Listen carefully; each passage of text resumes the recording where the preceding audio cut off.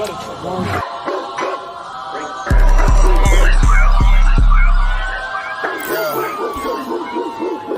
get right to it, dog. You know it's raw. Well, let me catch you if you're showing off. They wanted to get you, I hold it off. Thought he was solid, but told it off. Running the field with the underdogs.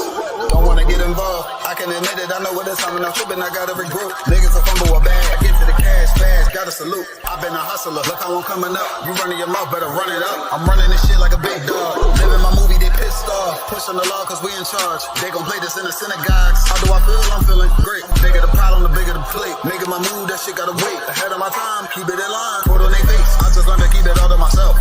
Wait, a couple of niggas that hang with me that'll bang for me. If I'm doing bad, never change on me. We the start of the earth. We the motherfucking underdogs. We underestimated. You understand what I'm saying? I got tunnel visions. There's a bunch of ways I'm gonna get it. Cause my way or the highway, you ain't fucking with it. Do what I say or go about your fucking business and take this money with you. I ain't dealing with no fucking children if they not my own. Going by myself, I'ma die alone. These bitches catch my wave and more just hopping on. They hear what I make, it starts to turn them on. I think it's sorcery, the way they ride the bone. The black magic stick, they stopping by my home when I'm not even home. I'd rather be alone so I can conquer shit and I can see it wrong. I just keep popping shit cause I won't be here long. I'm hopping on the road and get my diesel on. She wanna drop it low and get her eagle on. My new bitch bad as fuck, she look like me alone. I came up from the dirt, was born right under y'all. And just like God of wine, said I just want the ball. These niggas seasonal, I watch them leave and fall. The last gon' finish first, cause we some underdogs. They say the first shall be last, and the last shall be first. Nigga, we gon' rule this kingdom, nigga. This one West. Ride to the sunset, slide to the moon for a boss all said ghetto, then I got him, that's my doggy dog. Don't bark, gotta mean bite, we them underdogs. Over off the wire, 5 yards, I'm pressing all of y'all. 9 niggas up like I'm director from a casting call. I don't give a fuck, you want beef, neck to all of y'all. UPK priest, lace up boost, then it's time to ball. The clip name Wendy, all these shells, I'ma let them fall. Niggas claim they better than like who they think they better than. One West soldier, best believe we got that medal in. Last name Cannon, cause I still got them drummers in. Kept I set that trap to hell, yeah, I'ma let them know. Underdogs, you niggas trippin', we'll be poppin' on you sniffin'. Real crafty with that smithin', locked in on the mission, rockin' all out. Who to take the hop out, you be bitchin', cop the crew time. Now the Glock, glitch it, nigga.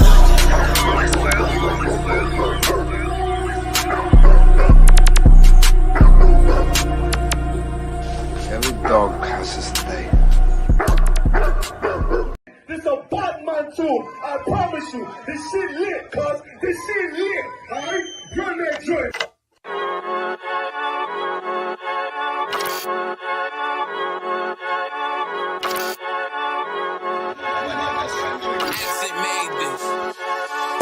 They say they wanna hear that raw shit. These niggas claiming that they bullshit. These niggas better move and coach shit. As if they make the wrong go. When Eve did to Adam, I just pray my love don't lie to me. Swing the iron like stamps and I can't let no holder lie to me. I don't feel these rappers, all they lies is hypocrisy. Ain't no competition, ain't no rivalry. You gon' represent, I said of course. Soon as they trade that beat, I ride that bitch like a horse. She about to go dumb, yeah, bitch, me whole guard. Here come the bitch. Look, told them niggas get right or get limp. UPK, bad man, I pin to your flesh. Hellboy, rip the soul out of dead man. Shit out the ring.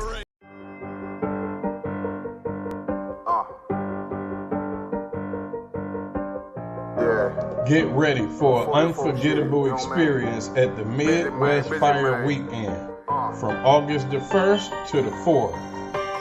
Join us as we bring together all blacks, Hispanics, and Native Indians under one banner for 4 days of powerful brotherhood and sisterhood. I ain't show no mercy, we gon' show them boy what time it is. I pop out like I'm Samuel, I got time to kill. Haters thought I died, I survived, they don't know how I did it. Got it out. Day 1 kicks off with the Roundtable of Truth podcast featuring Captain of 13,000 Mauquai. Also, we will be having a breakfast and sip event at 12355 Gratiot Avenue, Detroit, Michigan. Then, we will be having scripture breakdown with none other than 12 Shield General Muhammad from 7 p.m. to 9 p.m. Then later, we will be having game night.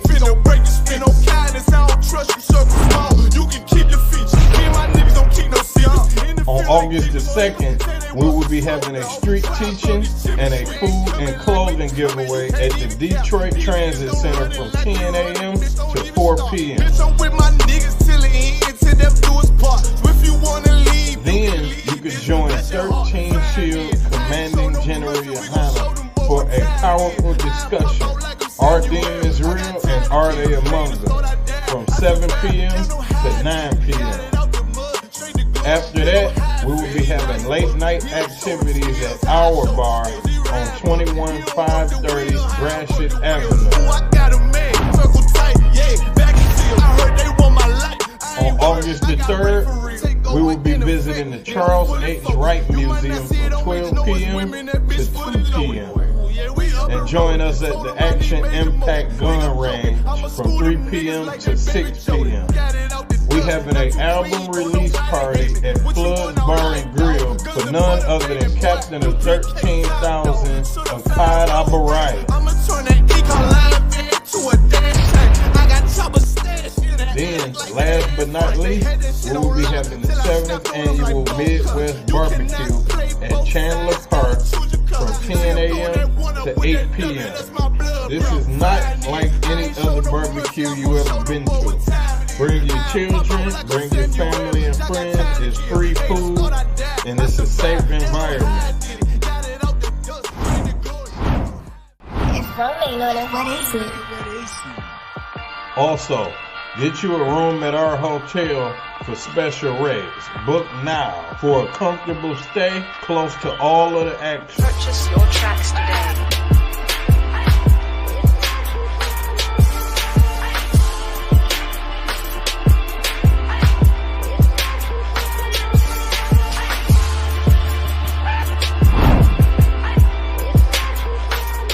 Support the Midwest Fire Weekend by donating to our GoFundMe.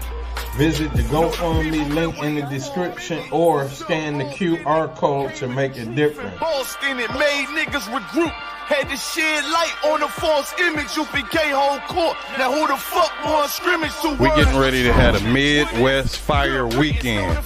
The I.S.U.P.K Chicago coming at you once again to let you know about the Midwest Fire Weekend. Came to speak to you about some events we're having in Detroit, Michigan. Fire Weekend, Thursday, August 1st to Sunday, August 4th. Inviting all single blacks, Latinos, and Native American Indians to our Midwest Fire Weekend. And you know what it is. It's that time of the year again. It's the Midwest Fire Weekend, hosted by Captain 13,000 Mile Crowd, August 1st through the 4th. Real I.S.U.P.K Kentucky here to invite every so-called black, Hispanic, and North American Indian to the Midwest Fire Weekend, Detroit, Michigan, August 1st through the 4th. Tune into the Midwest Fire Weekend from August 1st to the 4th. Don't miss out on this incredible event. Join us for the Midwest Fire Weekend from August the 1st to the 4th. Visit www.isupk.com or scan the QR code for more information.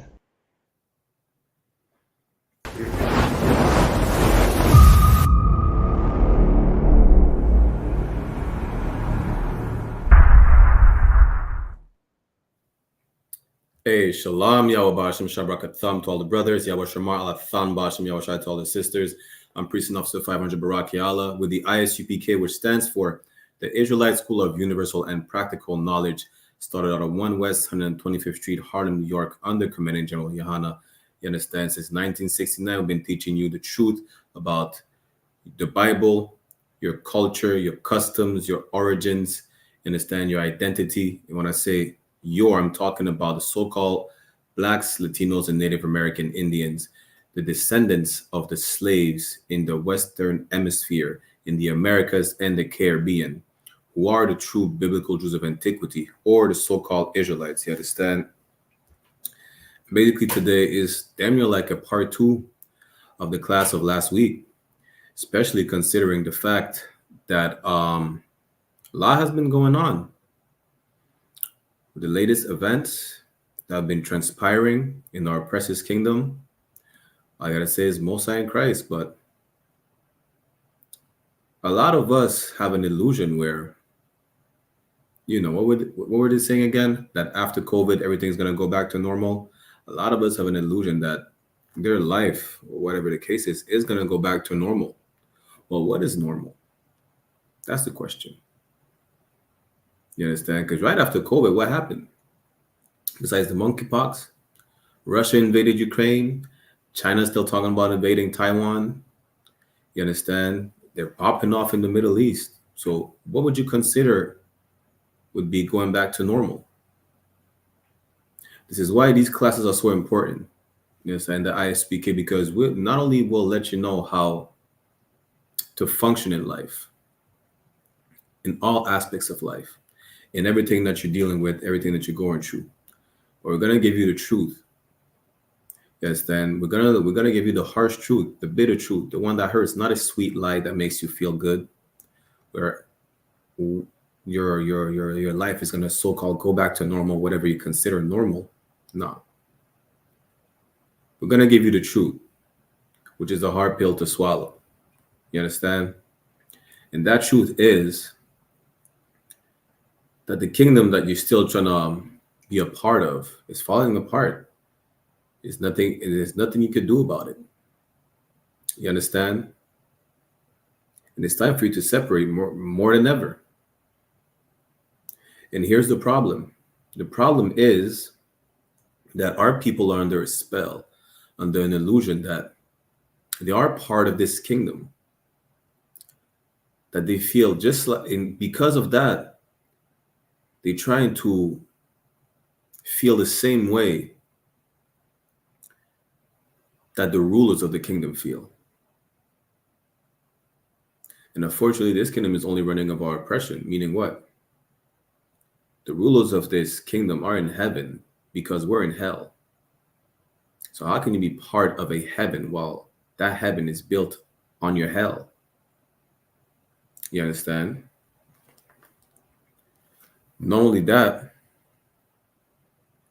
but we also suffer from Stockholm syndrome, where we think, we could trust in the oppressor. We're like a prey that thinks that they could trust in their predator. Right? Here's the thing, though. For argument's sake, let's say you could. What makes you think that in this empire that we're in right now, in this kingdom, in this society that is falling apart, what makes you think that you're safe when the oppressor who's ruling this society or this kingdom is not? What makes you think that? What makes you believe that nothing can happen to you when someone try to dump Trump with the pump? You understand? Trump got shot in the ear and you still think that everything is okay? Everything's going back to normal? Think again. And here's the problem. Because you trust in your oppressor so much because of the Stockholm syndrome and the spell that you're under, you can't realize that you should not even be part of this empire. You can't realize they're trying to be part of something that is destined to fail. And there's nothing you could do about it. You understand? And you putting trust in your oppressor, the moment you realize that that it is crumbling down and it's failing, you're gonna be confounded. You're gonna be confused, like, how can that even happen? We're in the greatest country in the world. We're in the greatest society. We're in Canada. We're in the UK. We're in France. We're in the US. How can something bad happen to us? Guess what? Y'all were saying the same thing during the Roman Empire, during the Greek captivity, during the Egyptian captivity, the Persian, the Babylonian captivity. Y'all cannot believe what's going on. It's happening again. There ain't nothing new under the sun. Trusting in your oppressor, you're going to be confused and confounded. That's it. Nothing more, nothing less. Again, we're live on ISUPK Montreal and Toronto on YouTube and Facebook, and Montreal on TikTok. If you have any questions, comments, whatever the case is, put them in the chat. Shalom, yam, yama, yahweh, shema, thabashim, yahweh, shait, whatever, for tuning in. Right. Give me 1 second. Let me just show you some. Let's get into some precepts real quick. Then let me show you that what's going on, whether it's Trump. Listen, France is on the brink of blowing up as well. The people in France, listen, you see how people are supporting Palestine to have Palestinian marches? In France, they're preventing people from marching for Palestine. But guess what they're allowing? They're allowing neo-Nazis to march.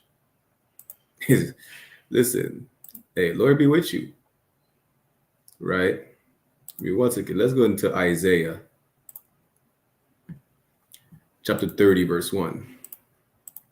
If you want to see what we're sharing on the screen, you could just head to the YouTube channel or the Facebook page, I.S.U.P.K Toronto or Montreal.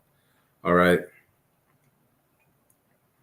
Rick said, at least you're on the right side, though. I don't know what you're talking about. Listen, I am on the right side. You know why? Because I'm in the I.S.U.P.K. I'm on God's side. We don't advocate for Trump, for Biden, for Trudeau, for anyone, the liberal, the conservatives, the Republicans. We don't have a dog in the fight. So y'all better get that misconception out of your cerebrum. All right. Let's go into Isaiah chapter 30, verse 1. Woe to the rebellious children, said the Lord, that take counsel, but not of me. Why? Because you don't trust in the Lord. You don't take counsel from the Lord. You don't listen or hearken to your God, which is the God of the children of Israel. You don't listen to that. You rather trust in Trump. Why? What did 50 Cent say? 50 Cent said, Trump is like a nigga. I'm just paraphrasing. 50 Cent said Trump is black and that he could relate to him. Why? Because he has felonies. Because he put out a shoe that looks like some type of golden Jordan. Now that he got shot, listen, 50 Cent is trolling like never before. Unfortunately, our people are so gullible, they believe that, you know what? You have felonies. You get shot. You're wearing sneakers, so we could relate. We could relate to you, or you're trying to relate to us. So you might be a little black. Believe it or not, Trump definitely secured a white vote. Trump definitely secured the black vote with that incident. He damn near secured his presidency. And if he did not, who cares? Again, we don't have a dog in the fight. The point is our people are so destroyed, they're gullible for everything. Right? Let's read it again. Woe to the rebellious children. Woe, what it means, woe. Woe means death and destruction. It's going to be our destruction to trust in the oppressor or in anything but the Lord our God. Said the Lord that take counsel, but not of me. And that cover with a covering, but not of my spirit, that they may add sin to sin. What is a spirit? A spirit is a vibe, the vibe of the Lord, following the law, statutes, and commandments. You understand? Just like the spirit of Christmas is putting up a tree, spirit is a vibe. It's not something that, it's not something spooky that the Christian church would tell you. It's not something that you see in the movies. It's not a poltergeist, right? Spirit is that vibe that you have. You understand? That spirit of Christmas. What else spirit you got? The spirit of the pride parade when you act like a sodomite down the street. That's the spirit, is the vibe that you have, the vibe that you adopt.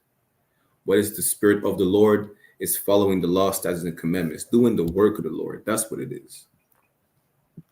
Right? And if you don't cover yourself with the spirit of the Lord, and you trust in heathens, so like if you trust in heathens, basically you don't cover yourself with the spirit of the Lord. Why? Because the nation of Israel, the 12 tribes, blacks, Latinos, and natives, are forbidden to trust in anything, anyone but the Lord our God. You understand? Let's go to verse 2. That walked to go down into Egypt and have not asked at my mouth. Why you don't ask at the Lord's mouth? Because instead of listening to the Lord, instead of seeking counsel, instead of asking him anything, you walk down into Egypt. What's Egypt? Egypt is the house of servitude, your captivity. You walk down to your oppressors. So you rather listen to your oppressor than listen to God. Imagine right? That you have parents, right? You have a father. He's bringing you up the right way. But in school, especially today, they're teaching you about alternative lifestyle, and little boys can be little girls and vice versa. Instead of listening to your father who's telling you the truth, instead of listening to your father who's directing you the right way, saying, listen, you're a boy and you cannot be a girl, you'd rather listen to the teacher because it pleases you, because it sounds good, that you could do whatever you want. And that's what it's talking about. Instead of listening to the Lord, to his counsel, you'd rather walk down to Egypt and listen to whatever sounds good to your ears. To strengthen themselves in the strength of Pharaoh and to trust in the shadow of Egypt. You rather trust in that teacher telling you that you could be a little boy or a little girl and change sex than listen to your father telling you you can't do that. You're born a boy. You'll grow up to be a man. There's no such thing as switching because whatever they teach you in the schools. You cannot identify as a cat. You cannot identify as a giraffe. You can't. You understand? You're a little boy, going to grow up to be a man. You're a little girl, going to grow up to be a woman. Right? Don't trust in the shadows of Egypt. Don't trust in your oppressor. Trust in your father. Trust in God. Trust in the Lord. Verse 3, it says what? Isaiah chapter 30, verse 3, therefore shall the strength of Pharaoh be your shame, and the trust in the shadow of Egypt your confusion. Listen, this empire is coming down, and when it does, you'll be ashamed of yourself, because you're going to realize that, listen, you made a mistake. Just like Martin Luther King realized the mistake he made and he was ashamed of himself for lusting after disgusting white women, you will be ashamed of yourself the same way, because you will realize that you set yourself up for failure, for trusting in your oppressor instead of trusting in the Lord, for following Christianity, Islam, Buddhism, Hindu, whatever religion you adhere to, whatever people you follow, gathering with heathens instead of gathering with your people. You understand? You'll be confused because you don't think that anyone could have done anything to the so-called great kingdom of America, the great country of America, the land of the brave and the free. What about Canada? The melting pot of the Americas. You're going to be confused when all these race wars and civil wars pop off, because it's like, damn, I thought we were going back to normal after COVID. Trump getting shot in the face is normal today. You understand? World War III is normal. This is the new normal. We're not going back to where you're going to be able to do whatever you want to do with no consequences. This is the new normal. There's nothing you can do about it. This empire is coming down. And instead, to prevent you from feeling ashamed and confused, come sit in these classes. We're going to let you know, we're going to give you that knowledge that you lack, that you should not trust in these oppressors. You not trust in these heathens. You should not trust in your enemies. Point blank. The Bible tells you that. When it says to love your enemies in the New Testament, it's all about context. You don't understand that enemy is telling you to love. It's talking about Haitians loving Dominicans, Crips loving Bloods. It's talking about us loving each other instead of killing each other. It's not talking about loving white people. You understand? Ecclesiasticus, was it 12 and 10? Let's get it, as a matter of fact. Tells you not to trust in your enemy. Let's get it real quick. Again, any questions or comments, just put it in the chat. Right. Ecclesiasticus chapter 12 verse 10 says, never trust thine enemy. Never. It doesn't say sometimes. It doesn't say if there's one good white person I could trust him. No. Never trust your enemies. Ever. Not even that one time. Why? Because for like as iron rusted, so is his wickedness. Iron is bound to rust. They're bound to show their true colors. Whether you like it or not, it is inevitable. You want to support Trump, the Democrats. You want to support the liberals, the conservatives. You want to support Russia, and go against America or whoever you want to support, you're not supposed to trust in your enemies, ever. I understand some of y'all don't even know that y'all had enemies. Guess what? The children of Israel, the 12 tribes, so-called blacks, Latinos, and natives, every single nation outside of them are their enemies. It's that simple. We should not trust into our enemies. Never. Not one time. And the thing is, you still think that you're safe in your oppressor's kingdom. Well, clearly he's not. So why would you even think that in the first place? I think even if he was safe in his kingdom, you're still getting lynched in 2024 today. Like, what makes you think you're safe in his kingdom, whether he's safe or not? If he's not, that's damn. It should be self-explanatory. But here's the thing. You suffer from lack of knowledge and you reject the knowledge that God doesn't love everybody, that you have enemies. I can show you who your enemies are if you don't believe me, right? It's not rocket science. Let's go to Deuteronomy chapter 28. We have to break down and see line by line every time, all the time, again and again. Why? Because you refuse to accept the truth. Just like Hosea chapter 4 and 6 says, you're destroyed for lack of knowledge because you reject the knowledge. You reject the fact that you have enemies.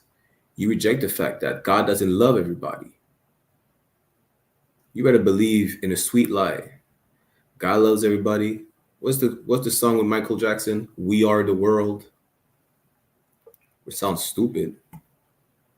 You understand? We are the world. We are the children. Why don't you sing that over there in Palestine and in the so-called land of Israel, talking about we are the world and we are the children? Why don't you do that? Have the Palestinians and the so-called Israelis sing we are the world hand in hand together. Why don't black people go knock on, I mean, the woman's dead now, but the woman who had Emmett Till unalived, right? Why don't y'all go to her door, hold her hand, and sing together, we are the world? Just go ahead and do that. Let me show you who's your enemy.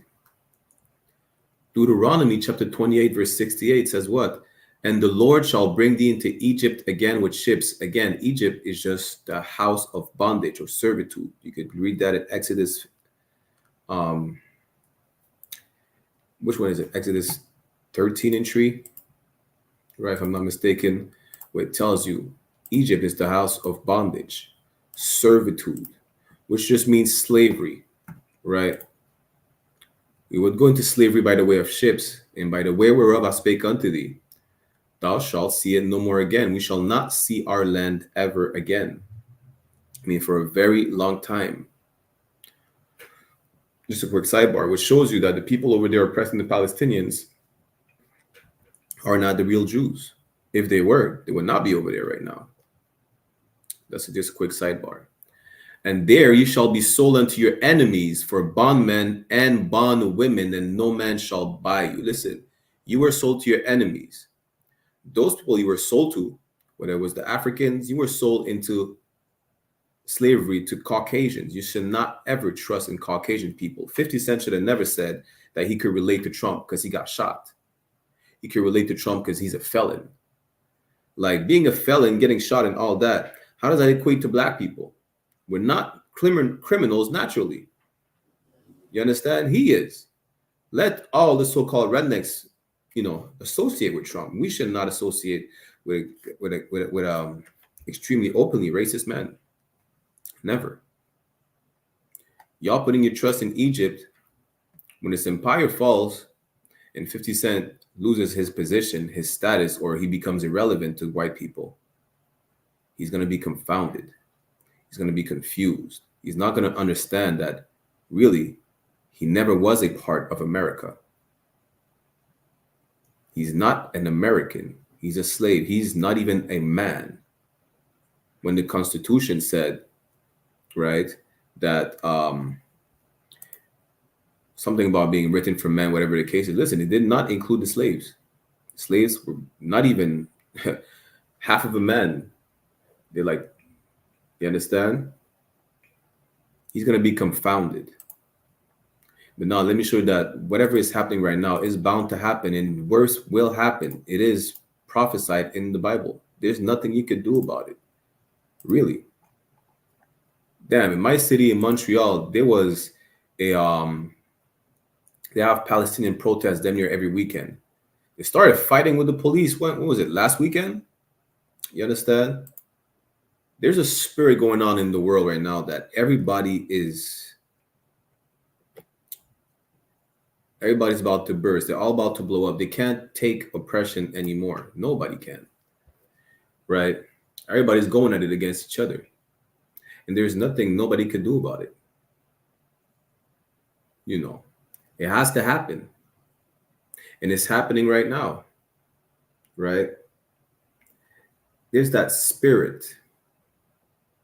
I'm going to show you the spirit right now. The spirit or the vibe that people want to fight. People will fight.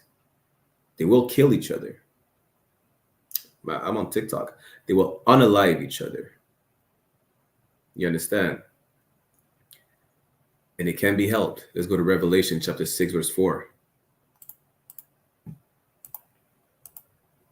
Revelation 6 and 4 says, "And there went out another horse that was red, and power was given to him that sat thereon to take peace from earth."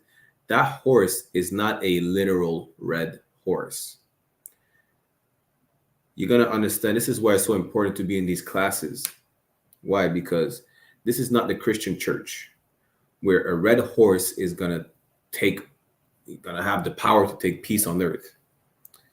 The Bible cannot be read literally, every single verse, every single line. Just like in Revelation, the dragon is not an actual flying lizard that spits fire. It is not.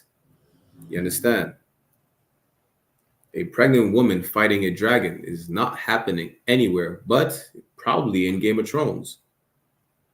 The point is that horse is not a literal red horse. That horse is the spirit of war. Is coming to take peace from earth. You don't see nobody talking about peace anymore. It's all about conflicts. China, Taiwan, damn, China and India, damn near about to go at it. Kim Jong-un is just waiting for an excuse to just push the button. Russia, forget about Ukraine. Ukraine is gone already. Why don't you start praying for Poland or Moldova? Because they're next. You understand? The Africans are kicking out the French from the countries in Africa. A lot of them are siding with Russia, right? It's bad, and it's just about to get worse. There's no more peace talks. That's over with. God let loose that spirit of war. That red horse is the spirit of war. He's coming to take peace from earth. And there's no more peace. You're going to see, damn, the little cat that came, and I don't know how he did it. I'm not sure about the firearm laws in Pennsylvania, but he managed to go to a Trump rally, go up on a rooftop, even though Secret Service were present, and managed to shoot Trump in the ear. Imagine Trump would not have turned his head or whatever head movement he did. He probably he probably would have got a piece of lead in the head. The point is, worse is about to happen. Worse. Whether it's civil war, race wars, world war, worse is about to happen. I was talking with one of my brother, right, who kind of watches politics. Here's the thing. Maybe Trump is not the one that might push for a world war. Maybe he's not. But here's the thing. With the tensions in America and in Canada, right, even in France, because like I said, France are allowing neo-Nazis to just march down the street freely. These countries are really, it's like I said, I'm not here to speculate, but it seems like they're more inclined to go towards a civil and race war. And what's the issue with that? Or how is that relevant to a world war? The thing is that their enemies are going to see them having internal conflict. I'm going to see them weak, which might still push to a world war. Whichever comes first. Listen, all these are bound to happen regardless, and they will all happen whatever order they happen in. You understand? Let's get back to Revelation real quick. Revelation 6:4. And there went out another horse that was red, and power was given to him that sat thereon to take peace from earth, and that they should kill one another. And it was given unto him a great sword. Listen, race war, civil war, world war. Y'all are going to start unaliving each other. You will unalive each other. You understand? And listen, for a lot of people, it's a sad thing. It sounds crazy. What is the new normal? How are we getting back to the new normal? This is the new normal, right? And how crazy it sounds. Let it happen. It has to happen. Hey, SHALAM, Madawan, Yabashan Shabrak Thaw, Sikazakaimat, where for tuning in, another one. Right. It has to happen. As a matter of fact, give me 1 second.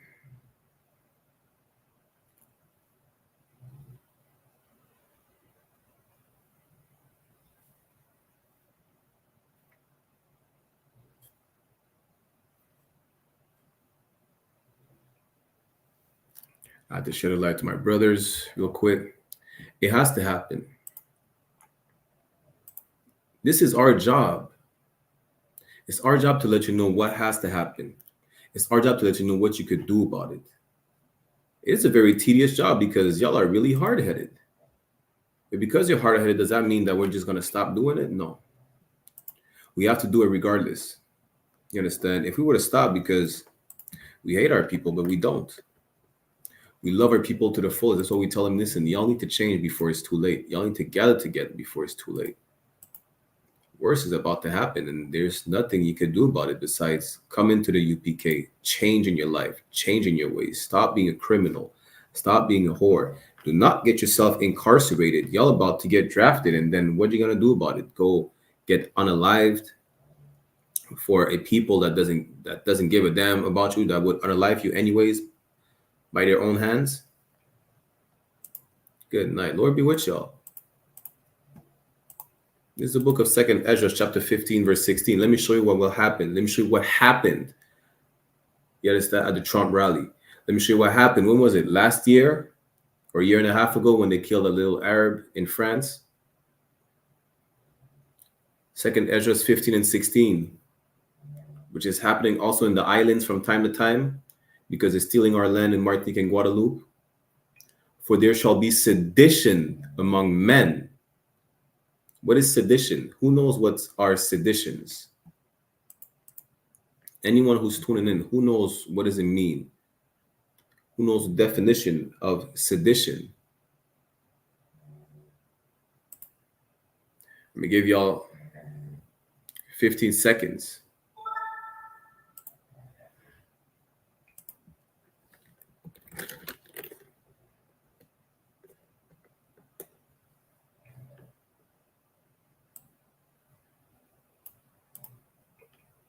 What is a sedition? What does it mean?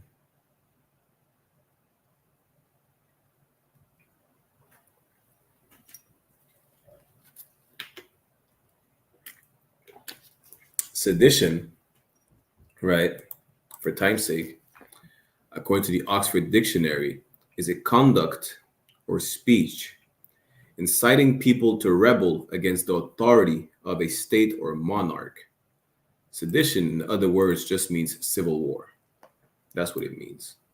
That little white boy that came to unalive Trump, listen, that's what it is. That this is an example of sedition among men. When they unalived that little Arab dude in France, when the police unalived him, good night. France, Paris was on fire. The capital of Martinique was on fire because they're stealing our land, and they know they're doing it shamelessly, right? The people are tired of it. Imagine slave revolts. Slaves were so tired of getting unalive, lynched, getting their legs, arms, appendages cut off. They had to revolt. The people could just take so much until there's going to be no choice but to revolt, but to rebel, even if it's against their own government. 2nd Ezra 15 and 16. For there shall be sedition among men, and invading one another, they shall not regard their kings nor princes. Who cares if Trump was running for presidency? Who cares if, listen, people in France did not care about the mayor. They rammed a car in the mayor's house last year. They did not give a damn about nothing. People in my city were fighting the police last weekend. Literally.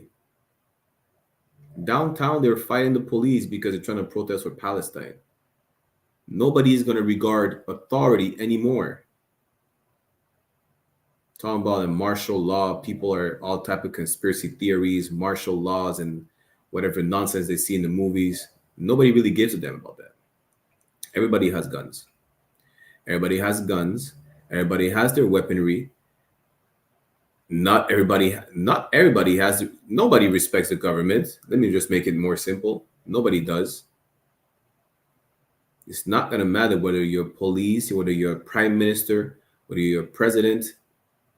Nobody is going to care. They shall not regard their kings nor princes, and the course of their actions shall stand in their power. You think he's not taking? Listen, of course he was unalive, but I think people are not going to take accountability for what they do. You think they care about getting unalive by the police, unalive by the secret services, unalive by Putin himself? They don't, really. They don't care. Nobody is going to care anymore. So now that nobody cares about the structure of the empire, which is protecting the oppressor and the ruler of this empire, what makes you think that you're protected, that you're safe in his empire when clearly he's not? Again, there will be a civil war. They're going to go at it against each other. They already hate you. So what makes you think that they're going to love you when they go at it against each other? You think it's going to, you're going to be off the radar? You're not going to be the focal point anymore? They're going to hate you regardless. And the worst part about it is that you're going to be forced to pick a side. That's actually, I'm not going to say the worst part. That's the best part about it, which is subjective, because now it comes to what side will you pick? And you cannot be neutral. I'm telling you right now, there ain't no such thing as being neutral. This is not Switzerland.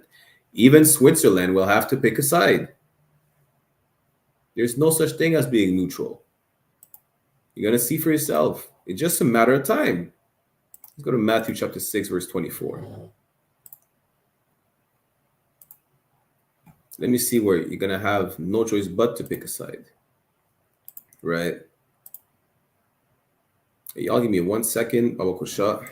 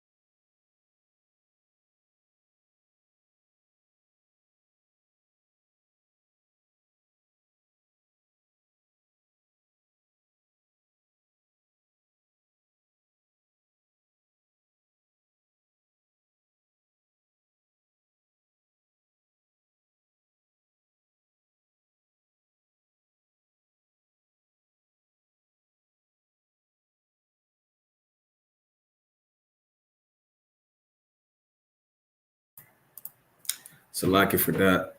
So now let's go to Matthew chapter 6, verse 24, where you have no choice but to pick a side. You got to see for yourself. You're going to understand. This is Christ speaking. He said, no man can serve two masters, for either he will hate the one and love the other. You cannot serve two masters. You cannot be neutral. You cannot, have a stake in both sides. You're going to have to select one side.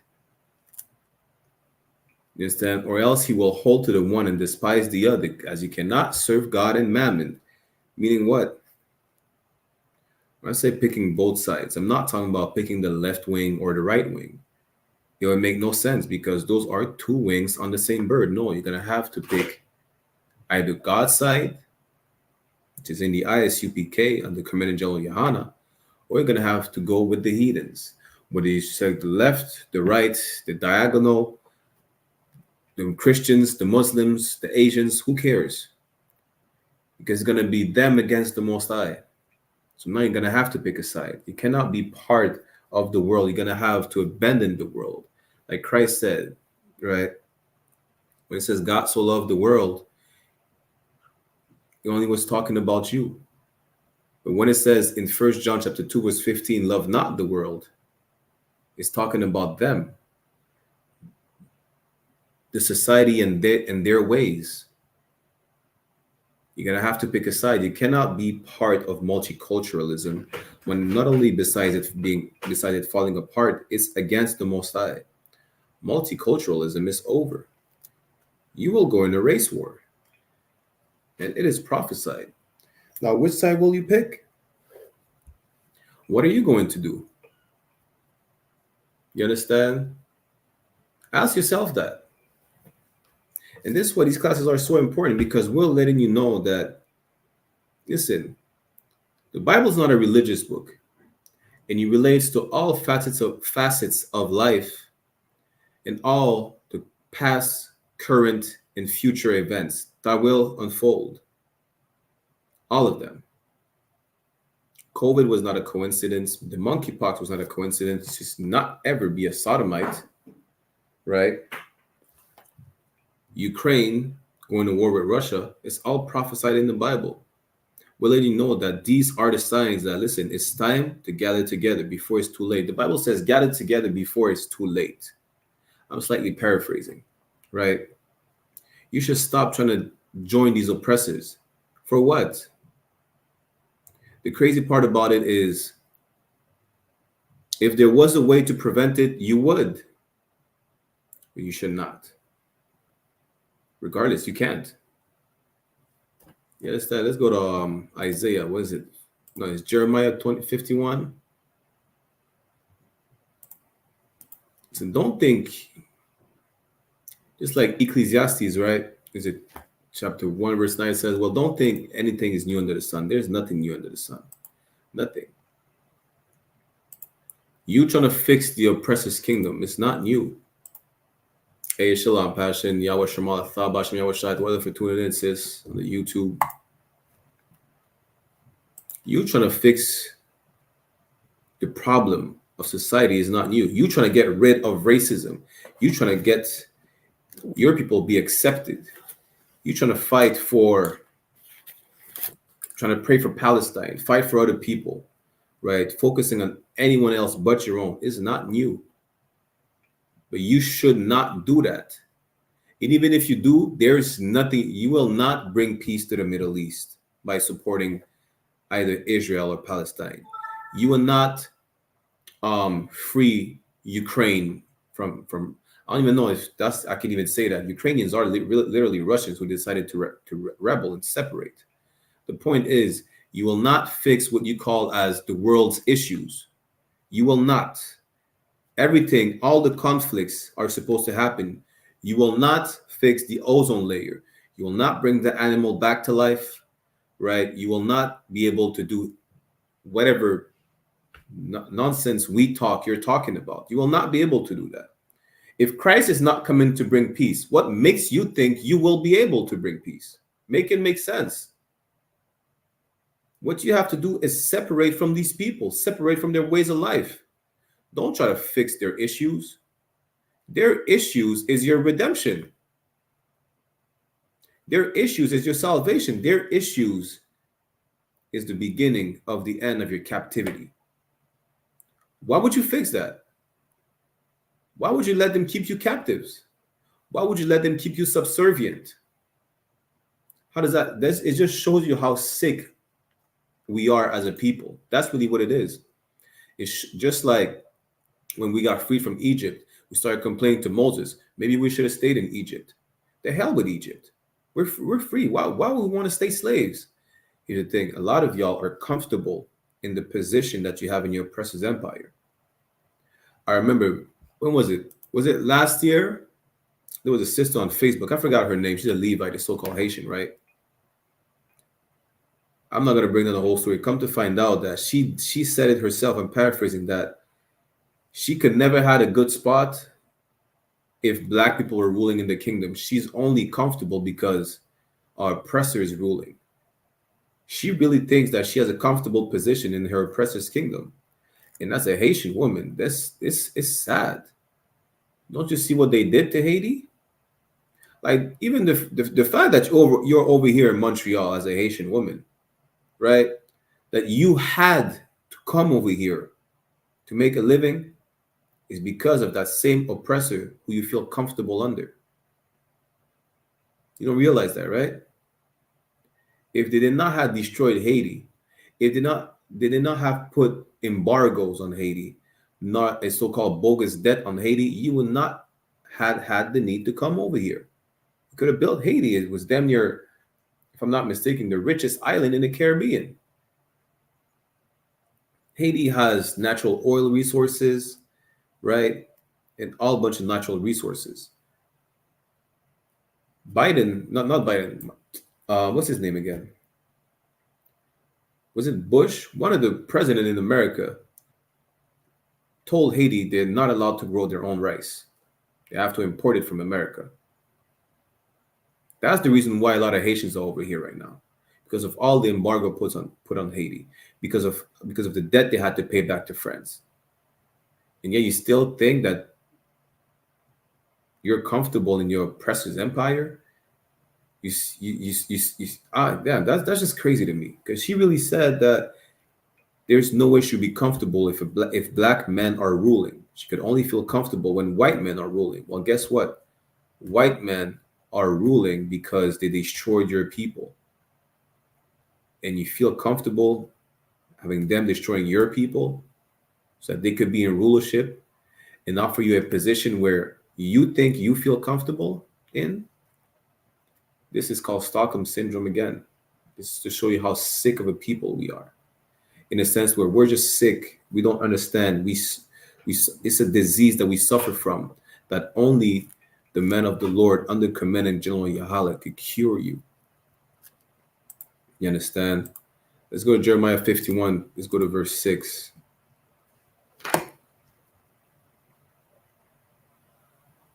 So we recognize Haiti as a distinct, unique people. Of course, they're distinct and unique people. You know why? Because they're part of the 12 tribes of Israel, who as a whole are a distinct and unique people, the only special people on the face of the earth. Right. Jeremiah chapter 51, verse 6. Flee out of the midst of Babylon. What does it mean to flee out of the midst? Flee out of the middle of it. It doesn't talk about physically. You know, you want to know how it doesn't talk about it physically? It's not literal, again, because Babylon is not. Listen, the Babylonian Empire was the Middle East. You understand? That's what the Babylonian Empire was. That's how you know you can't read the Bible literally in a literal sense. Flee out of the midst of it. Where are you going to go? To the right of it? To the left of it? When it says flee out of the middle of it? No. It's talking about spiritually. Leave everything behind. Leave all those disgusting things that society offers you. Canada legalized weed since what? 2018, 2017 on a national scale. Vancouver and British Columbia, damn, on the west coast of Canada, decriminalized damn near all the drugs. You're allowed to carry cocaine. You won't go to jail if you have crack on you, methamphetamines, crystal meth, pills, fentanyl, you will not go to jail. You understand? You will not. And this is the lifestyle that Babylon offers. This is the culture, the custom they have that you adopted from Babylon. Spiritual Babylon, which is America and its allies. America, Canada, it's all the same. It's America. Consider America as the capital of sin. Then you have the neighboring cities, the neighboring territories like Canada, France, UK. Is the oppressor's kingdom and the lifestyle that they offer you, the custom that you adopt from them. When it says flee out of the midst of Babylon, abandon those customs, abandon those lifestyles. Every single thing in this oppressor's kingdom go against your customs, your culture, your moral code, the Bible, your God. Flee out of the midst of Babylon. That's what you need to do. And deliver every man his soul. Be not cut off in her iniquity. Why? Listen. How could you put it? You will. This goes hand in hand with Revelation 18:4, right? Which we're going to get just now so you can understand. Shofel said, were you born Jewish? I was not born Jewish, and I'm still not Jewish. I don't know what the hell you're talking about.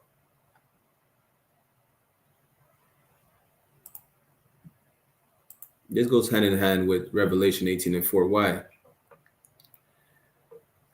Because you don't want to suffer from the consequences with taking part in her iniquity, in her sinful lifestyle, right? That's what Revelation 18:4 says. Revelation 18:4 says, I heard another voice from heaven saying, come out of her. It's talking about Babylon again. My people, that ye be not partakers of her sins, that ye receive not of her plagues. For instance, don't be a sodomite and you will not get the monkeypox. Don't be a drug dealer. You will not get unalive. Your children will not do drugs. Don't be a drug addict. You're not going to overdose. Don't be a prostitute. Don't partake in her sinful lifestyles. That's what it is. So that you be not cut off. Again, be not cut off in her iniquity. Like in Jeremiah 51:6 says. For this is the time of the Lord's vengeance. He will render unto her a recompense. Listen. Again, you go back to Revelation 18 where it says to reward her double. The recompense of this kingdom was the same recompense the Greek got, the Romans got, the Persians, the Babylonians, the Egyptians got. The recompense, the consequence, the reward for enslaving our people, for murdering us, for lynching us, for castrating our men and raping our women. You understand? There's nothing that you could do to stop the inevitable. Let's keep reading down. Let's go to verse 8. Because this is exactly where we want to go in the first place. Jeremiah 51:8. Babylon is suddenly fallen and destroyed. Howl for her. What do you mean howl? You see how a wolf howls? If you cry for her. Take balm for her pain, if so she may be healed. What you would do if you could is that you would try to fix America's problem. You would try to fix Canada's problem. You would try to fix the world, the whole planet Earth's problem, right? You try to fix it. Put a band-aid on it. That's what you would try to do if you could. But you can't. Get that in your head. Verse 9, we would have healed Babylon. We would have done it if we could have done it. Because our people are so comfortable in being slaves. Just like a lot of us are just like the Israelites that Moses freed. Right? They complained to Moses. We were better off in Egypt than in the wilderness. A lot of y'all think that you're better off you're better off in a factory. Nothing wrong in working in a factory, but you're better off working for white people than working to establish your empire, to be the ruling class. You're better off being subservient than to rule. You're better off being ruled than to rule. So you would try to heal Babylon. You would try to heal America. You would try to get rid of racism. Again, Jeremiah 51:9, you would have healed Babylon, but she is not healed. Forsake her. Forsake her. Forget about it. And let us go, everyone into his own country. Listen, multiculturalism is dead. Everyone is going to stick to their own, whether you like it or not. For her judgment reacheth unto heaven and is lifted up even into the sky. Listen, God is going to make judgment rain down on these disgusting, filthy heathens. And Lord be with y'all who's still trying to be part of America. Lord be with y'all if you're trying to be part of your oppressor's kingdom. You could, if you can't see it's falling down and you still think, there's a brother that said America is untouchable. Because he really thinks that he's a good patriot, proud to be American. America is not untouchable. Listen, Canada and the States let 2 or 3 Chinese spying balloons in their airspace. Nobody noticed it. You really think you're untouchable? Y'all are living on past pride. Y'all like the OGs on the block thinking he's untouchable. What is going on TikTok? Live restricted for some audiences. Here's the thing. TikTok, you cannot cancel the truth. You understand? You cannot clip me. I'm Mr. Unclippable, just so y'all know. The point is, there's nothing that you could do about it. The normal that you grew up with has been over with. It's been over with. You understand? And if you think that the oppressor cannot be brought down, you're more delusional than he is. Because he even knows that his time is coming. You think they don't know the Bible? You think they don't know these scriptures? You think they don't know their Esau, their Edom? Listen, they know exactly what's going on. They know it can't be helped. That's why they're going to oppress you even more. They're going to do the most because they know their kingdom is coming to an end. Let's go to Revelation chapter 12, verse 12. Right? What's another question? My bad, what are you? First of all, no sweat. I'm an Israelite of the tribe of Benjamin. And this is not a star. This is King David's signature. The character that looks like a triangle facing upward is the character Da, right? And the way you write King David's name in the Hebrew, the Lashon Kodash, the holy tongue, is Da Wad Da. So these two are 2 Das, one inverted over another. That's it. That's how King David decided his signature to be. You see, back in the days when you would sign a official document, for instance, you would pour some molten wax on the document, and it needed to be official from, a king, an emperor, whatever the case is.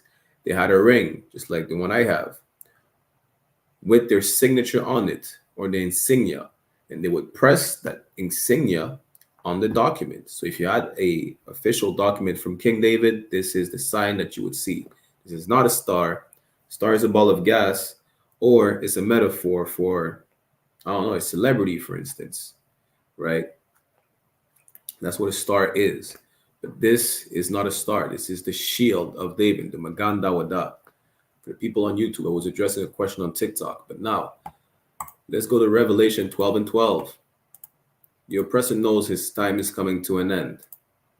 So he will do the most. Revelation chapter 12, verse 12, it says, "Therefore rejoice ye heavens, and ye that dwell in them. Woe to the inhabitants of the earth and of the sea." Again, woe means what? Death and destruction. We're letting you know something big's about to happen. It will happen. It's happening right now. But it will be on a larger scale that is happening. Listen, the war is not going to be just Russia and Ukraine. Moldova, get ready. Poland, get ready. Listen, Taiwan, y'all better enjoy those chips that you have on your phone. Y'all better enjoy all this. Taiwan is going to become China again. Listen, Kim Jong-un, again, he's just waiting to press the button because he knows he will do it. He just can't press it too early, but he knows one day is going to come where, he can't wait to press the button. His button finger, he wants to press the button. The trigger finger, he just wants to press it. That's it. Therefore rejoice, ye heavens, and ye that dwell in them. Woe to the inhabitants of the earth and of the sea, for the devil is come down unto you, having great wrath, because he knoweth that he hath but a short time. Again, you know what? Next week we're going to give a full breakdown of what I'm going to make a tape so that you understand that the devil is a man. The devil is not a red, what you would consider a red demon with hooves and the forked tail and the pitchfork on the ground, trying to poke you with a pitchfork for eternity if you're a sinner. No, the devil is our oppressor. He is the Caucasian man and their women and their children. This is who the devil is. This is who the devils are, right? And the devil coming down onto us with great wrath is because they're going to oppress you even more than he's oppressing you right now. They're going to do the most. Why? Because he knoweth that he had but a short time. He knows what's going on. He knows his empire is falling, that he even can't help it. They know they're going to war. They know they're not going to win the war. They're too prideful to admit it, though. So they're going to do the most. They're going to pretend like nothing happens. Damn, they're having the Olympic Games in France right now. Not right now, but they're about to have it. Listen,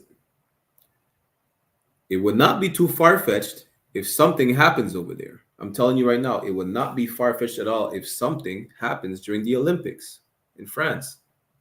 Especially considering that all the Africans are tired of French people. All the Arabs over there are tired of the French.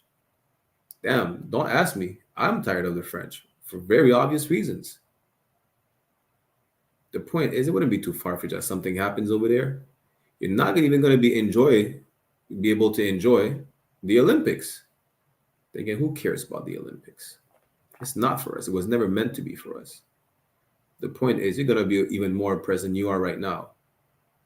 And you'll never bow down and admit that, no, not you, but the oppressor will never bow down and admit that, you know what? Our time is coming to an end. Let's just let it happen and free the slaves. They're not going to do that. They're too prideful for that. You understand? They're too prideful. They can't. It's in their nature. Just like Pharaoh was too prideful to just release the Israelites right away. God had to kill all the firstborns of Egypt. And even then, he's still trying to chase us down until Moses split the Red Sea and drowned the Most High drowned the Egyptians. Now imagine how prideful Pharaoh was. Imagine the current oppressor that we have today. Have a bigger sense of pride than Pharaoh when we were slaves in Egypt. Imagine that.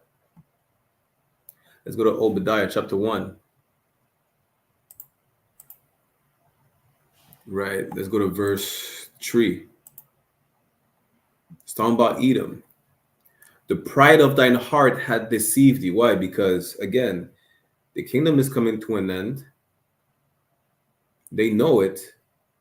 They will not admit it. Listen, have you heard America said that they're at war? Have you heard Canada say they're at war? They're doing military drills every now and then in my city. Why? Aren't we at peace? Why are you doing military drills in the city? Why did you reenact the draft in America? Listen, y'all so comfortable, y'all can even see the most obvious signs.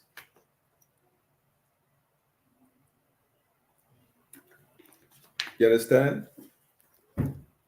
Because you think that you're part of the oppressor's kingdom, you just give yourself the liberty of thinking like an oppressor, which you really can't. If his pride deceived him and that you're trying to think like him, you're going to adopt that similar pride, which will deceive you like it's deceiving him. The pride of its heart deceived them. They think they're untouchable because they think they're untouchable. You think they're untouchable because you think that they're untouchable and that you're part of their kingdom. You think you're untouchable. Newsflash. Trump has more than, how many felonies Trump got? I forgot. He has what, 32 felonies, 42 felonies. You cannot have more than one felony. You have one felony, you can't get a job. He has 25 felonies. He can still run for president. You're delusional if you think you could think the same. You're delusional if you think you're going to be treated the same. You're a special people. You're a people that God loves. And this is not the pride of your heart deceiving you. This is the Stockholm syndrome that you suffer from. You understand? We got the cure. We got the cure. The cure is to come into the school, to come into the Israelite School of Universal and Practical Knowledge under Commanding General YAHANNA. Learn your true culture. Learn your true heritage, your language. Learn your identity. That you are of the 12 tribes of Israel. That you should not fall after these heathens. For what? Proverbs 3:31 says, envy thou not the oppressor and choose none of his ways. Envy him for what? His kingdom is coming to an end. And he can't even realize it. You want me to envy a prideful idiot? How does that make sense? Like, imagine that. You want to envy a delusional, prideful idiot. Damn. This is who you want to model yourself after? I don't. Personally, I'd rather be called crazy and a cult leader modeling myself after the men above me under Commanding General YAHANNA than trying to model myself after an idiot who can't even fathom the fact that his empire is coming down and is going to be turned to dust. The Caucasian empire is going to be dust in the wind. And this is who you want to model yourself after. You know, when people say, you know what, they're conceding, they know they lost the fight, there's no hope. You know, someone who realized, listen, I can't fight that person. I'm 4'5". This person is 7 foot tall, built like Goliath. This nigga built like Mike Tyson in his primes, 6'5", 7 foot tall. You're 4'5". That's America thinking, you know, they could take on everybody. It's not gonna happen. You're not gonna be able to do anything. Living on old pride, like the OGs on the block, you're gonna realize that there's always someone tougher than you. When it comes to America and all the heathens, they're gonna realize that God is the toughest. That's it. Imagine going at it against each other. Now you're trying to fight God. This is you. Imagine you siding with the people who can't win a fight. Talking about bringing a knife to a gunfight. Lord, listen, whatever weapons you bring against the Lord, that's even worse than bringing a knife to a gunfight. You understand? But you still decide to associate yourself with these oppressors. When again, we just read where you have to flee out of the midst of Babylon, abandon them, remove yourself from them completely. If they call you to get drafted, just say, hell no, go to jail for 2-3 years. Who cares? You're going to go to jail regardless at some point. You're a drug dealer, you're going to go to jail. You're a criminal, you're going to go to jail. Call me to get drafted, best believe I'm going to jail. I'm not going to fight in my oppressor's military. I'm not going to go unalive some people so that the oppressed empire could keep running smoothly, knowing that it only runs smoothly because we're oppressed. I still can't understand how you cannot understand the most simple things in the world. Again, common sense is very uncommon these days. I understand it's not your fault. It's just they did a number on us. You can't even understand that. A lot of y'all don't even understand that they were oppressed. You understand? That's the crazy part of it. Just know this. There's one thing that we have to do after we separate from them. Right? Just like we read in Revelation 18:4 and Jeremiah 51. We have to gather together under one banner. We completely have to abandon them, meaning what? If we separate from these oppressors, but we're still Christians, we're not going to be able to do anything. Why? Because in that back of your head, it's still going to be like, you know what? Maybe they were not all that bad. Maybe I could try to save one of them, bring them into the mix. Don't ever do that. We just read in Matthew. Let's get it again, as a matter of fact, right? We read in Matthew chapter 6, verse 24. You're going to have to pick a side. You're not going to be able to do any sort of compromise ever.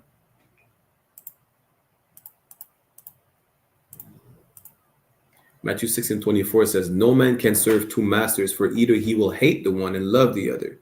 You're going to have to abandon every single ideologies from this kingdom, including Christianity, including God loves everybody. Because you're going to compromise the safety of your people for letting whatever heathen you feel like letting in our circle. First of all, you're not going to let in any heathen in school. That's strict. Even if you try, you know what you're going to be compared. You're going to be comparable to. You're going to be just like Lot's wife. Why? Because while you have to separate from them, you're gonna turn around, try to grab their hand, try to go save a heathen. But just like she turned around, was turned to a pillar of stone, you gotta turn around and you're gonna die. That's what's gonna happen. You're gonna turn around, looking back, trying to save a little white girl, trying to save a little white baby, trying to save your best Chinese friend, your Chinese best friend, and you're gonna die. You're not gonna have the leisure to be lukewarm. We never had the leisure to be lukewarm in the first place. This is one of the reasons why we're in the conditions that we're in right now. Because we're trying to serve two masters. We really can't. It's not possible. You cannot go left and right at the same time. You can't. You cannot look forward and look back at the same time. It's literally impossible. Matthew 16:24 says, no man can serve two masters, for either he will hate the one and love the other. Listen, if you turn back, keep that in mind. We're going forward. We're separating from these heathens. If you think that you're going to be able to save that little white girl, and you turn back, you're literally turning your back on us. Keep that in mind. When looking forward, you can't look back. Once you look back, you turn your back on the people that really matters. You will hate the one, which is the people that really matters, which is your people, and love the other, which is the little white girl you want to save.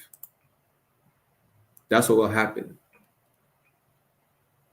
You understand? You think that little white girl will ever do that for you? Never.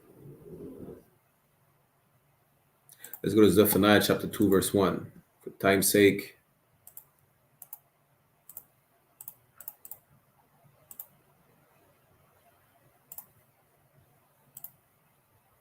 Zephaniah 2:1 says, gather yourselves together, yea, gather together, O nation not desired. Now, how are we going to be able to gather together if you are trying to save every single heathen that you see? Last time, was it last week? Yeah, it was last week. I think it was last Thursday, as a matter of fact. I forgot if she's an Arab woman, a white woman.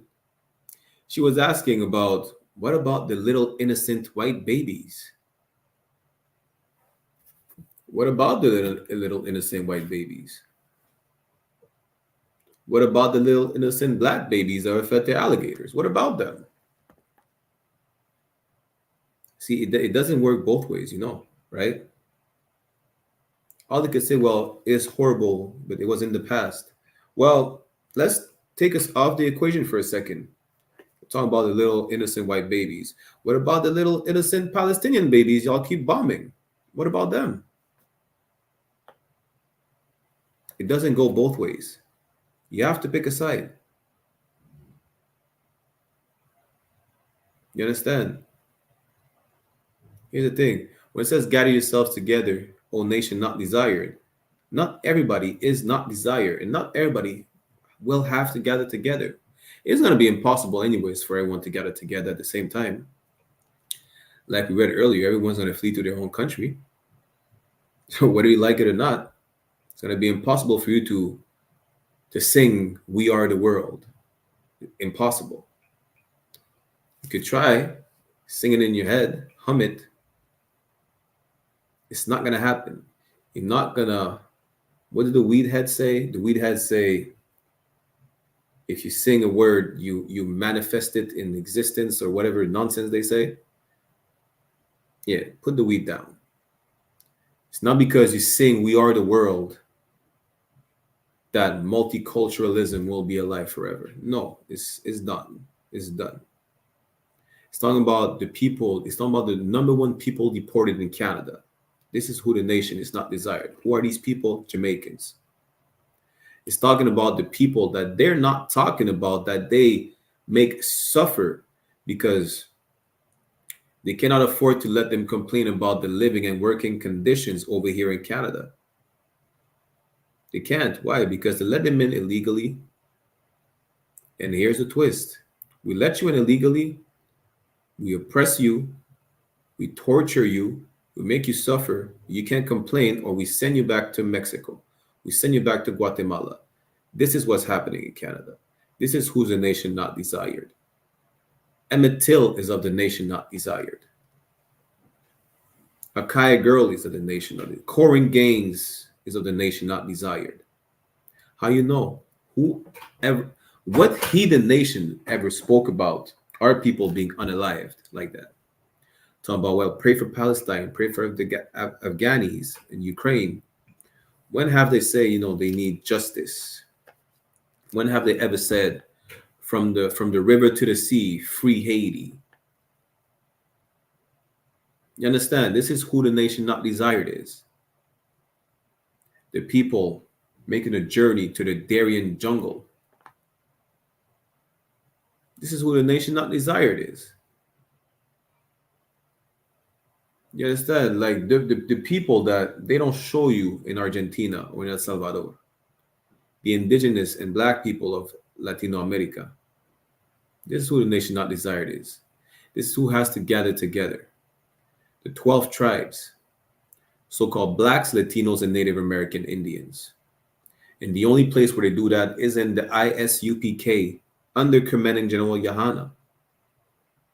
Because, listen, let me show you real quick. The I.S.U.P.K under Commanding General YAHANNA is the sanctuary it's talking about in Ezekiel chapter 11. That sanctuary is that safe haven, that safe place, right? Nowhere else. Give me 1 second.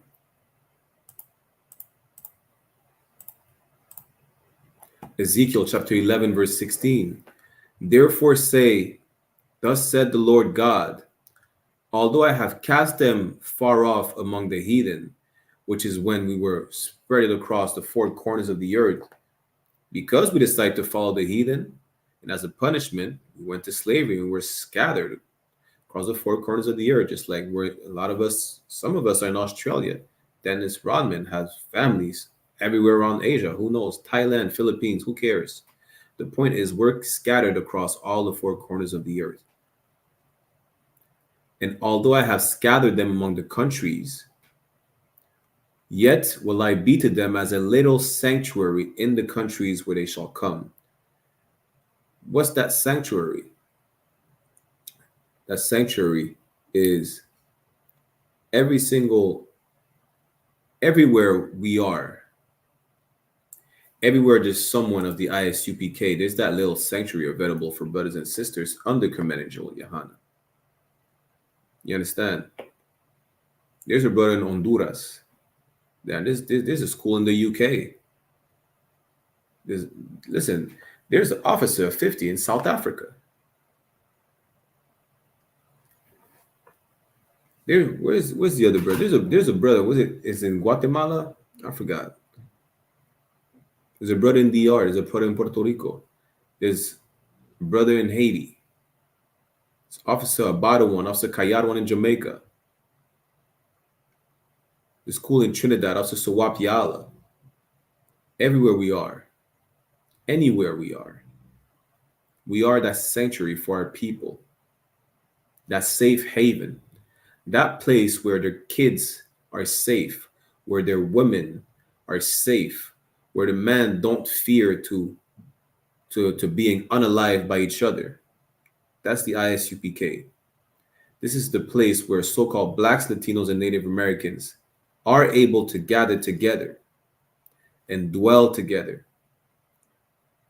in unity, on one accord, having the same mind, same spirit. You understand? Let's go to Philippians. Because you can't dwell together. Living in the same neighborhood, the same community is good, but if we're not under the same accord, one accord, having the same spirit, thinking alike, you're not going to dwell together in unity for a long time. I'm telling you that. Why?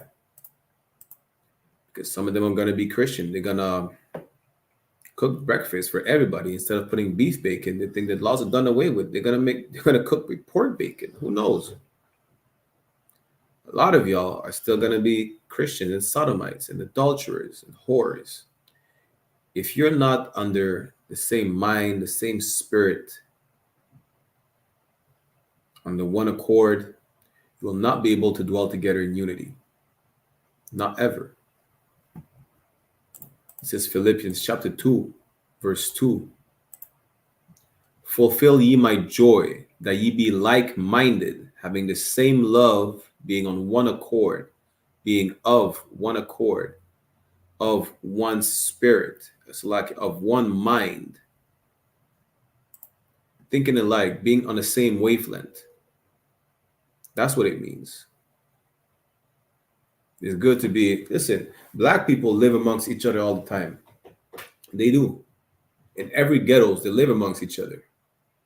But they can't succeed. That community always fails. Why? Because nobody's like-minded.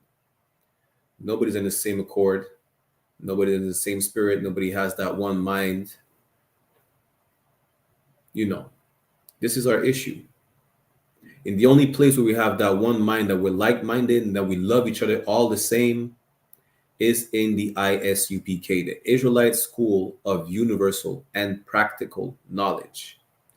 Again, under Command and Joel YAHANNA, the man who never compromised the love for of his people, for his people, to be comfortable in America. And unlike you, who want to model yourself after a delusional oppressor who doesn't know that who will not recognize that his kingdom is fallen, I rather follow in the footsteps of a man that will never compromise the safety or the love of his people, for his people. A man that will never compromise his integrity. I'd rather do that. I'd rather do that than follow a lunatic thinking that he's untouchable. I'd rather do that thinking than joining an oppressor who's not even safe in his own kingdom. Like, how does that even make sense? I'd rather do that than be confused and confounded when I realize that, damn, maybe I should have just followed in the footsteps of Command and Joel YAHANNA. Maybe I should have been a trooper, officer of 50, 500, and so on. Maybe I should have stopped eating pork. Maybe I should stop listening to a people that is only thriving because my people are on crack. Maybe I should stop blaming my people. Maybe I should stop blaming the culprit. Who's the culprit? It's the oppressor's fault. Everything that we go through is the oppressor's fault. Just keep that in mind. The next time you stub your toe, it's the white man's fault. You understand? Make it easy for yourself. Everything that we go through is our oppressor's fault. You have a cavity you can't take care of, it's your oppressor's fault. He may go into the dentist so expensive. The point is, everything we go through is our oppressor's fault. So why follow after the person who's responsible for your condition, for your living condition that you're in right now? Why follow after the people who destroyed Haiti? Why follow after the people who destabilized Latino America? Like, how does that make sense? This the issue. This is why, again, it's so important to be in these classes. Not because we're going to it's not about just talking some sense into you. It's just, we're telling you the truth on all aspects of life. Everything that's wrong in your life, whether it's your relationship, whether how to conduct yourself, how to not be a criminal. Make you understand that sodomite spirit you have on you is a result of, either abuse or being, what's the word again? Being conditioned to where you think it's normal to be unnatural like that. That multiculturalism ideology, it's all a lie. The Christian church tell you, yeah, God loves everybody and we are the world. The Bible, God flooded the planet for interracial relationships. Damn, the kingdom was split because Solomon decided to sleep with rat eaters and Africans and white women. The church won't tell you that. Matter of fact, let's go to Romans chapter 1.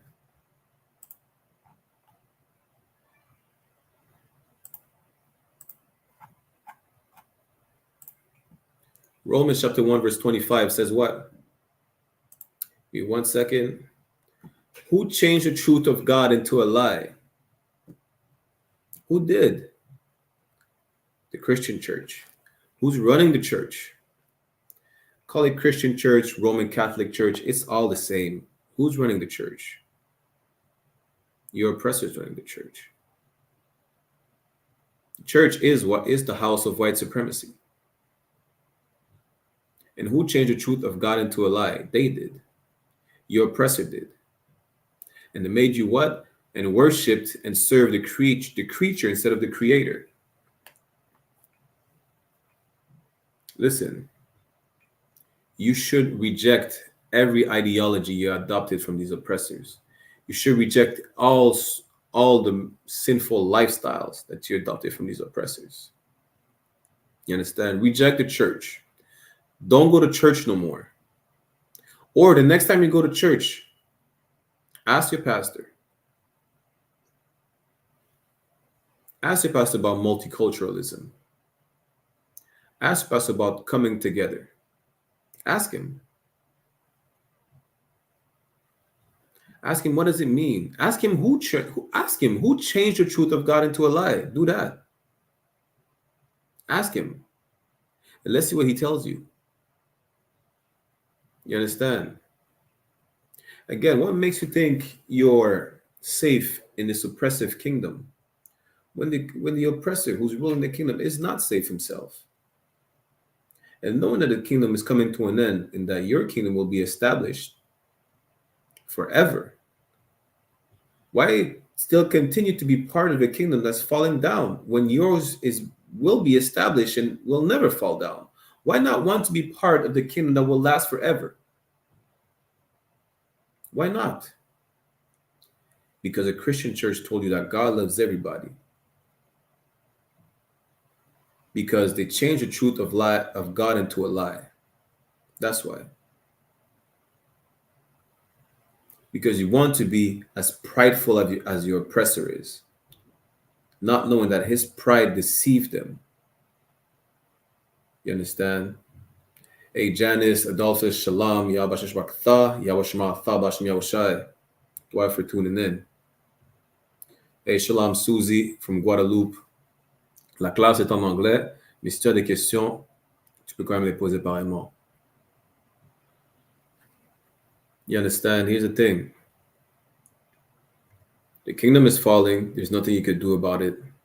You cannot heal it, right? It will happen.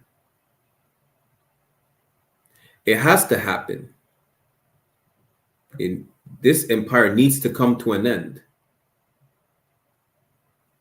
In order for argument's sake, you see when I told you earlier, you want to sing "We Are the World" and bring peace to the planet.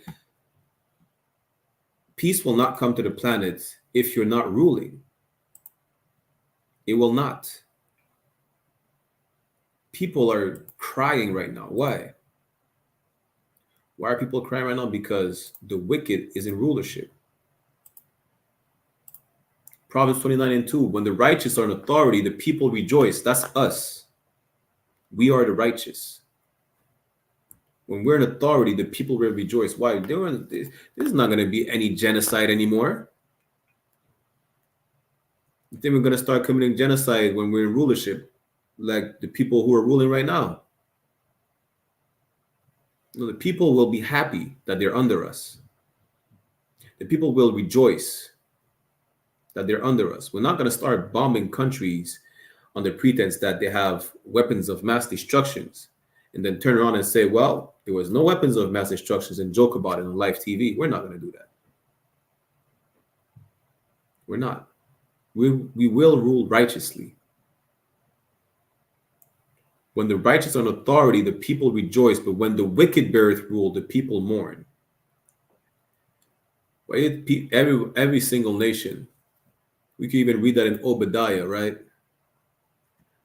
Verse 2, chapter 1, verse 2. Every single nation, all the heathens are tired of the white man. In Obadiah chapter 1, verse 2, it says that they are greatly despised. Why do you think that? They go to the Middle East and they impose American culture. They go to Australia, they commit a genocide, and they call themselves Australian. They go to Korea, they destabilize Korea, and they're mad at Kim Jong-un, calling him all type of name because he said, I'm not bowing down to America. Every single nation despises these people. People mourn because they're in rulership. But when we're in rulership, the people will rejoice. Tears are going to dry. Because there are not going to be any more cries anymore. Let's go to Revelation for time's sake. Give me 1 second. We'll grab Revelation 21, verse 4, and Isaiah chapter 14. We're going to end the class, and we'll be back next week. Isaiah chapter 14, start at verse 1, where it says, for the Lord will have mercy on Jacob and will yet choose Israel. Again, we are the chosen people. And set them in their own land, and the stranger shall be joined with them. They shall cleave to the house of Jacob. The strangers is talking about these heathen nations. They will cleave to us, right? This is if you want integration, this is the integration that you want. But it's all about context, right? So let's give you the context of that type of integration. Isaiah 14:2, and the people shall take them and bring them to their place. It's going to be, everybody's going to have a spot in the kingdom, right? And the house of Israel shall possess them in the land of the Lord for servants and handmaids. These people, all these heathen nations, will rejoice for being our servants and handmaids. They'll be glad that we don't feed them to gators like they fed us to gators. They'll be glad. Why? Because unlike the Caucasian man who raped our men, women, and children, we can't do that. We're not going to do that. They'll be glad that they have a righteous slave master. Yes, they will be our slaves, and we will be the masters. They will be glad that they have righteous people ruling over them. And they shall take them captives whose captives they were, and they shall rule over their oppressors. They'll be glad that we're ruling over them. They will rejoice. They're going to have a party for having a righteous master over them. They're going to understand, like, damn, this is not what we went through 1,000 years ago. Look at this last precept, Revelation 21, verse 4. And God shall wipe away all tears from their eyes, and there shall be no more death, neither sorrow nor crying, neither shall there be any more pain. They will rejoice because we will not be committing genocides. We will not be going to a country saying, listen, y'all need democracy. We will not start a war on drugs. We will not start a war on terror. Every nation, tears are going to be wiped away. When we will rule righteously. You want peace on the planet Earth? Here's how you could achieve peace on the planet Earth. There needs to be a change in rulership. That's what needs to happen. Peace on the planet Earth will not come with the current rulership that we're in. You understand? Revelation 21 verse 1. Let's go up a bit. And I saw a new heaven and a new earth, for the first heaven and the first earth were passed away. There was no more sea. What is it talking about? It's talking about the change in rulership. And as we read in verse 4, the tears will be wiped away. The tears will dry. People are going to stop crying. There's not going to be any more wars. There's not going to be any more mass genocide, right? We're not going to have genocidal maniacs in our ranks. We're not going to have that. There's not going to be rapes. There's not going to be children going missing every day. There's not going to be people overdosing every day. It's not going to happen under our rulership, because when the righteous are in rulership, the people will rejoice. All manner of sin like we have today that is normal is not going to be like that in our kingdom. With that said, I'm going to end the class right here. We're going to be back Monday for a history class on ISUPK Montreal, Martinique, Haiti, France. Tuesday for the Brotherhood class in French. Wednesdays, we have the law class by Officer Adayar in French. Thursday, again, we have the Brotherhood class in English. And as of next week, we will start our Lashuan Kodash classes in French as well. With that said, don't forget we also have the Midwest Fire Weekend Cookout from the 1st to the 4th of August in Detroit, hosted by Commanding General YAHANNA, Captain 13,000 Mawaquad, and Captain 10,000 Hadar Yala. With that said, we're going to end the class right here, get the security announcements, and we'll see you next week, Israel. Shalom.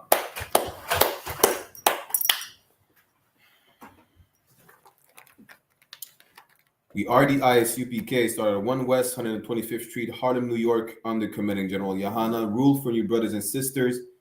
When a new brother or sister comes into the school, they're off limits for 6 months. They're to be saluted only. They're here to shed themselves of the world. If they need transportation, the teacher will arrange it. After 6 months, if a brother or sister has an interest in a particular person, he or she must get permission from the head to speak to a brother or sister. There's another 6 months in which the brother and sister will court each other. After the 6 months period, the brother and sister will get permission from the head to marry, tithes, which is a commandment. Numbers chapter 18, verse 21, and Malachi chapter 3, verse 8 to 10 means tenth in the Hebrew, ma'ashara. 10% of every penny of any increase the Lord gives you, give to the treasury department or teacher, priest fund, free will offering for priests, not mandatory, whatsoever amounts you'd like. Upcoming holy convocation, we have the memorial of blowing of trumpets, which will be Wednesday, October 2nd. which you can read more about in Leviticus chapter 23, verse 24 to 25. Reminder to all Akim and Akwatian to check the bulletin board in the hallway of the school if they have a physical location. And if anyone wants to be a trooper in the school, to start wearing all black boots, shirt, pants, headband, and scarf. With that said, we'll give a courtesy salute to the brothers and a courtesy salute to the sisters. Mina visual majam, which means to stand. Mina visual majam Shabbat. Majam, Barak, Yahweh Ba'Hashem Yahweh Shai Brakatham, which means Yahweh in the name of who you call Christ, Yahweh Shai. Bless y'all. Yajamatha, which means hands down. SARS, to turn and face the sisters. We're going to give them a courtesy salute as well. Mina visual majam Shabbat. Majam, Barak, Yahweh Shamar Alathan Ba'Hashem Yahweh Shai, means Yahweh watch over you in the name of Yahweh Shai. Yajamatha. Class dismissed. And don't forget to tune in to General Mahaiman's class right now on One West Online Classes on YouTube. All right. Shalom, Israel.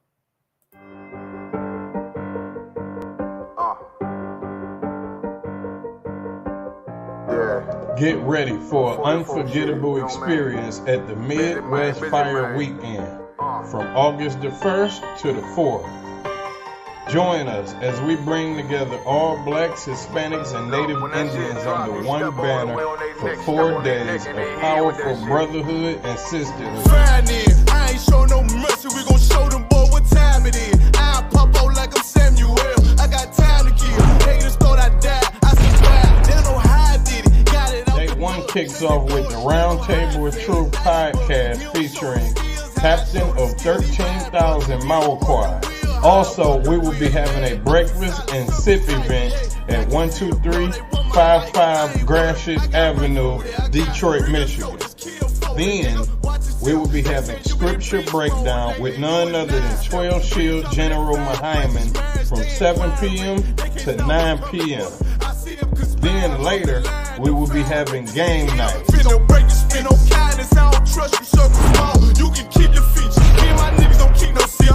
On August the 2nd, we will be having a street teaching and a food and clothing giveaway at the Detroit Transit Center from 10 a.m. to 4 p.m. Then you can join 13 Shield Commanding General YAHANNA for a powerful discussion. Are demons real and are they among them? From 7 p.m. to 9 p.m. After that, we will be having late night activities at our bar on 21530 Gratiot Avenue. On August the 3rd, we will be visiting the Charles H. Wright Museum from 12 p.m. to 2 p.m. And join us at the Action Impact Gun Range from 3 p.m. to 6 p.m. We having an album release party at Flood's Bar and Grill for none other than Captain of 13,000 of Cod Abarai. Then, last but not least, we will be having the 7th annual Midwest Barbecue at Chandler Park from 10 a.m. to 8 p.m. This is not like any other barbecue you ever been to. Bring your children, bring your family and friends. It's free food and it's a safe environment.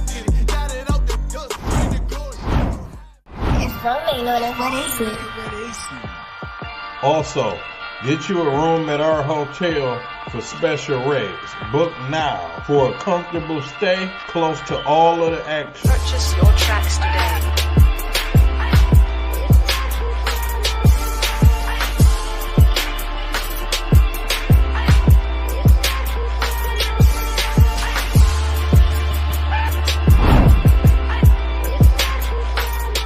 Support the Midwest Fire Weekend by donating to our GoFundMe. Visit the GoFundMe link in the description or scan the QR code to make a difference. Ballskin, it made niggas regroup. Had to shed light on the false image. ISUPK whole court. Now who the fuck won scrimmage to? We're getting ready to have a Midwest Fire Weekend. The I.S.U.P.K. Chicago coming at you once again to let you know about the Midwest Fire Weekend. Came to speak to you about some events we're having in Detroit, Michigan. Fire Weekend, Thursday, August 1st to Sunday, August 4th. Inviting all single blacks, Latinos, and Native American Indians to our Midwest Fire Weekend. And you know what it is. It's that time of the year again. It's the Midwest Fire Weekend, hosted by Captain 13th out Marquard, August 1st through the 4th. Real I.S.U.P.K. Kentucky here to invite every so-called black, Hispanic, and North American Indian to the Midwest Fire Weekend, Detroit, Michigan, August 1st through the 4th. Tune into the Midwest Fire Weekend from August 1st to the 4th. Don't miss out on this incredible event. Join us for the Midwest Fire Weekend from August the 1st to the 4th. Visit www.isupk.com or scan the QR code for more information.